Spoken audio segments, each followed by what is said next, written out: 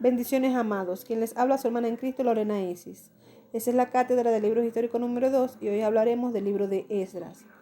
Yo les explicaré lo que es la estructura y el versículo clave del mismo. En la estructura del libro de Esdras, este libro podemos ver perfectamente cómo se divide en dos grandes partes. La primera parte abarca los capítulos del 1 al 6 y aquí se registra la llegada a Jerusalén del primer grupo de cautivos. Estaban con Zorobabel, que fue la cabeza o el líder de estos. Una de las rarezas del libro de Esdras es que hay un abismo de 80 años entre sus dos partes principales. El libro comienza con una breve introducción que explica cómo se produjo el primer regreso de los cautivos, donde Ciro, el rey de Persia, hizo una proclamación en la que se permitía a los judíos regresar a Jerusalén y emprender la reconstrucción del templo y volverse a establecer en su tierra natal. En el primer grupo regresaron como 50.000 personas con Zorobabel. Llegaron allá por el año 548 a.C.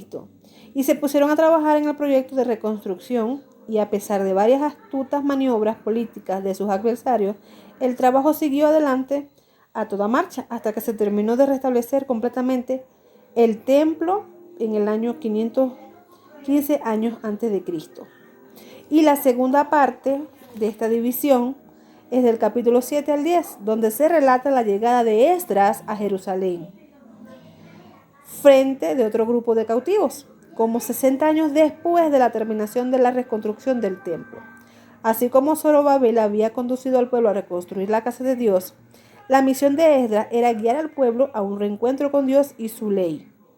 Esdras luchó junto con otro líder judío, Nehemías, por implantar reformas religiosas en el pueblo durante ese periodo.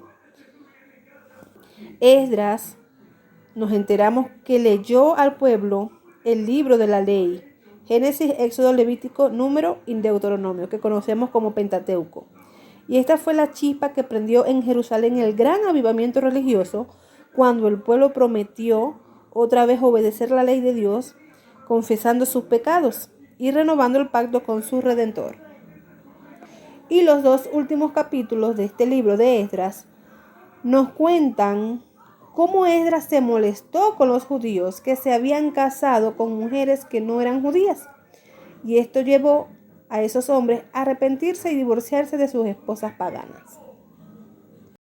Ahora bien, ¿cuáles son los versículos claves del libro de Esdras? Podemos mencionar dos versículos muy importantes dentro de este libro.